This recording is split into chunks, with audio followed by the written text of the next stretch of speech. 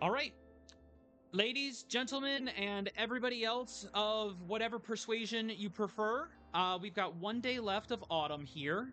And there's a couple of cheat boxes for me to buy. You know what? Yeah, let's go ahead and get those cheat boxes. We got an unlabeled box of stuff that was just lying around. 15 gold for, a lot more than 15 books. That's good. I'm going to go ahead and take that and take this 10 gold for another stack. Look at that. 10, 14, 18, 20, 23 books. Less than a gold a book is always good.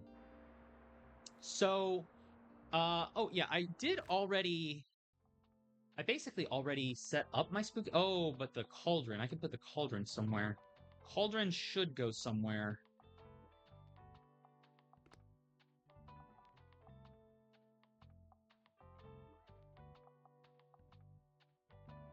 Because the cauldron's more spooky stuff. Plus, when you recommend a fantasy book, you get more recommendations cranked out. The guest book increases customer count.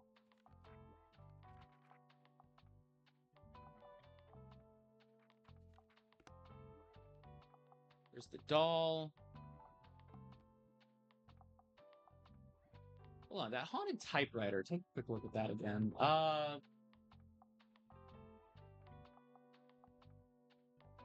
There it is.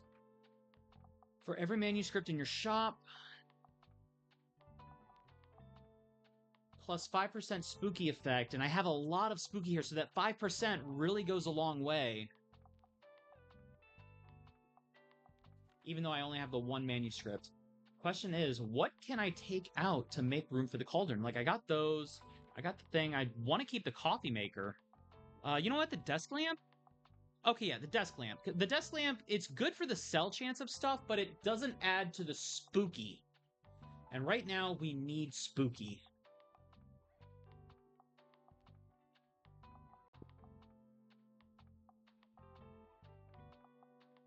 Perfect.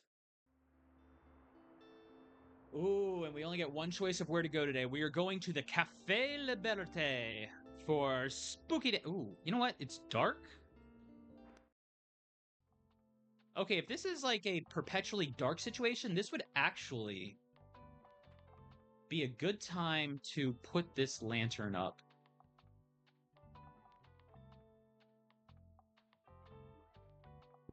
There we go.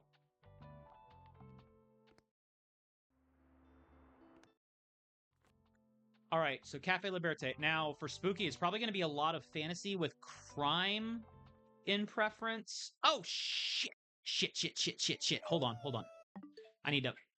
That was bad. That was really bad. Don't mind me. I forgot to stock my shelf. Oh, shit, that's bad. So, yeah, if you accidentally do that, ladies and gentlemen, back out of the game quickly.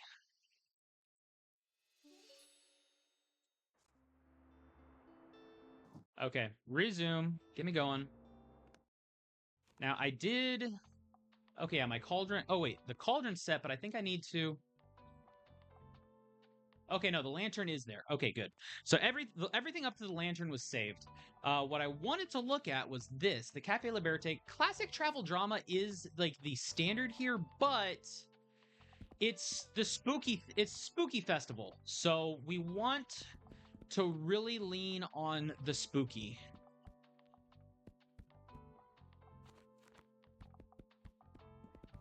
So how about these, and then do like the whole, a little bit of everything else. There we go.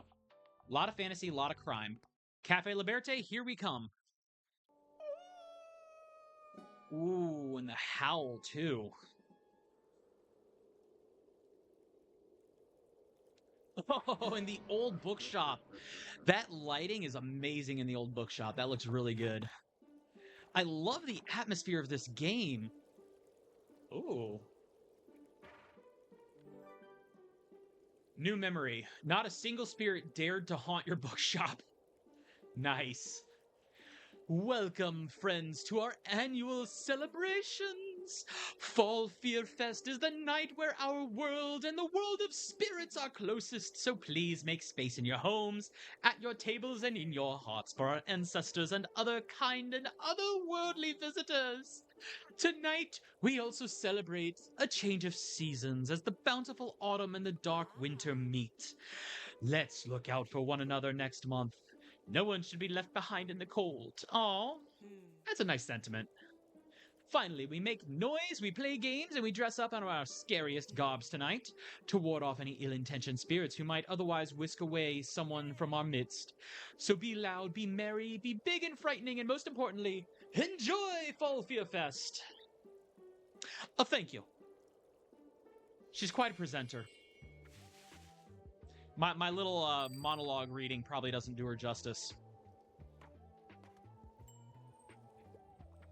There we go. Start brewing up our first coffee. Hi, everybody. Ooh.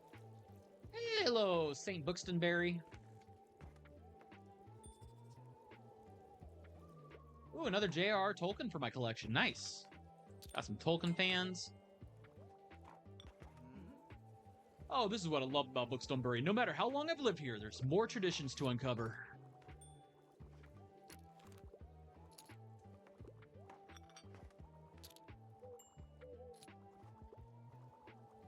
We got anybody needing recommendations? Oh, finally, there we go. Oh, excuse me. What's the latest headline? Give me something about a grim, dark, dystopian world. I usually enjoy a good sci-fi. Also, I'm a bit of a young adult fan. Okay, so grim, dark, dystopian, sci-fi.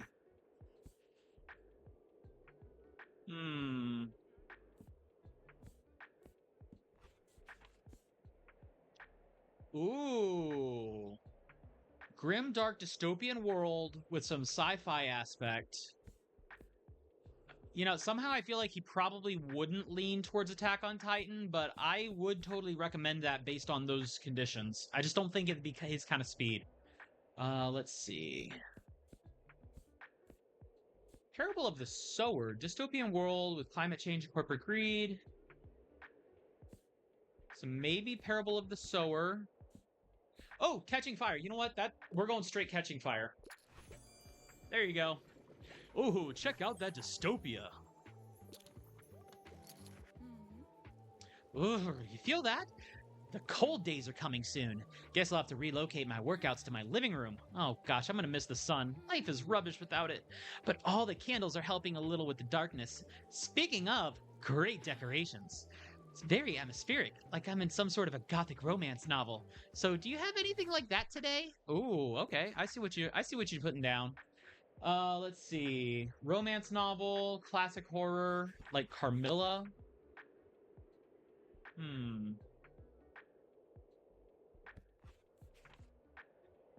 Romance and classic horror.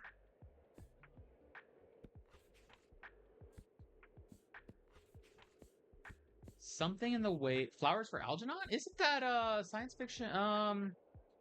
Okay, maybe not. Labyrinths? No, I don't think so. Parable of the Sower, probably not that one. White Knight.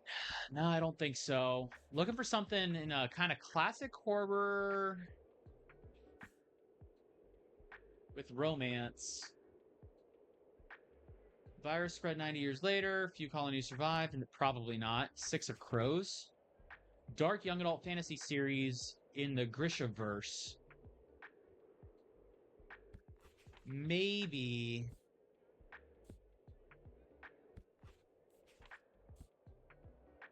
The Raven. Ooh. Classic horror. Now, it's not exactly romance coded, but it is about a guy's lament for his lost love. So maybe. Or I really go into the classic horror and go Edgar Allan. Although that also Poe. You know what? Yeah, I think we're going to go with the Edgar Allan Poe's The Raven. All right, sweet. Really trying to nail that best recommendation based on what I have. Okay, the God of Small Things. Looking for a true challenge to my wits, and I'm looking for nonfiction. The Origin of Species is one of their favorites. Okay. Ooh. A little short on nonfiction here. Architecture in Britain, tasting history, Newtonian physics?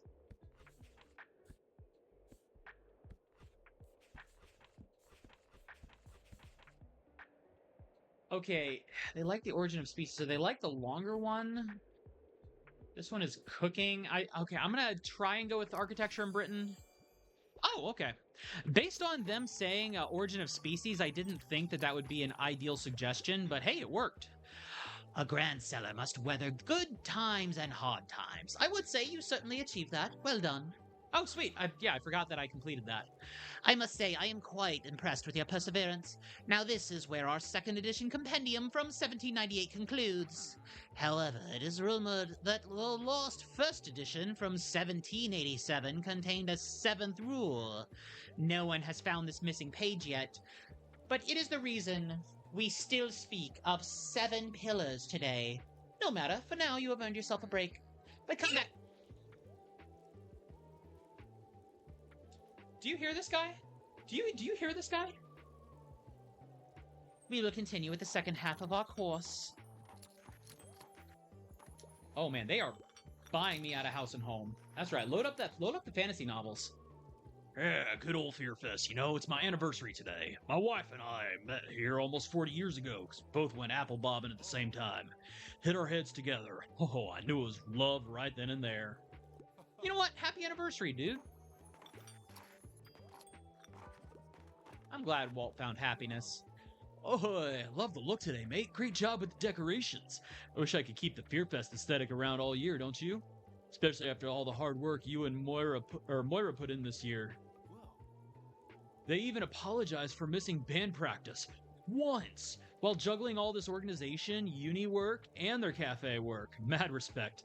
I sometimes miss practice just because I forget what day of the week it is. Trick or treat. I'm joking, dear, but I hope you're enjoying your first fall fest. Will you come by my old shop later? I hear it's terribly haunted this time of year.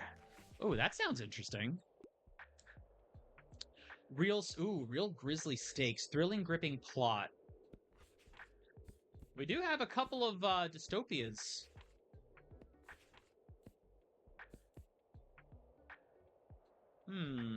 Thrilling, gripping plot.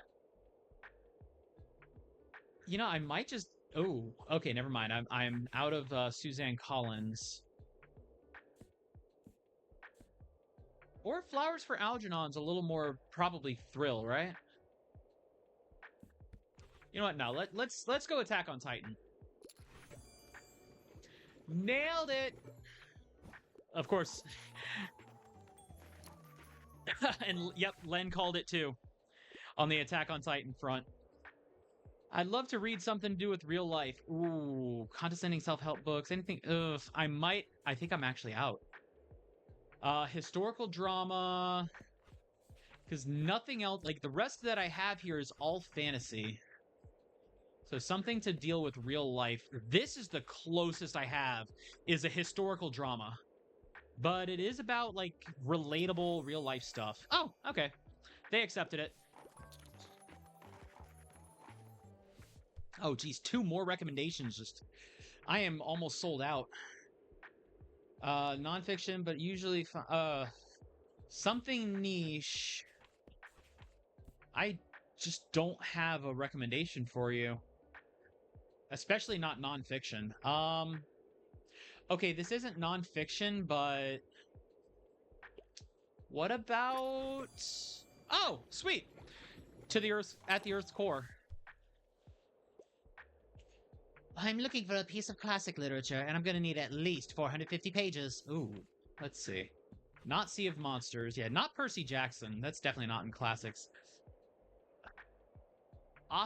The closest thing I have is Oscar Wilde, but it's barely over 50 pages. This is the best I have for you. Oh, okay. So apparently the page count was secondary. They were perfectly fine with an Oscar Wilde. Oh, hi. I'm just looking for a book. I don't even want to go to the haunted house, unless you want to go there. Oh, Harper.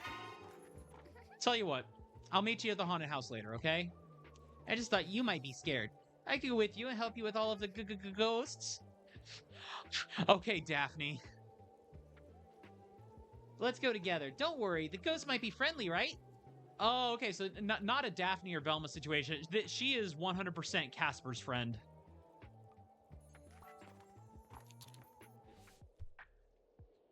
Oh. I want cold hard facts. I have exactly one book on my shelf. He is wearing purple pants, which says he might be interested in fantasy.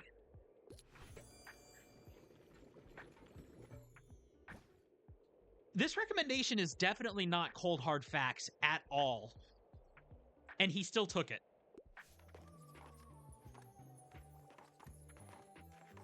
The fact that I am completely sold out. I know, right?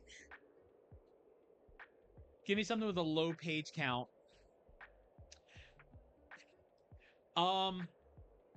My entire bookshelf is a low page count.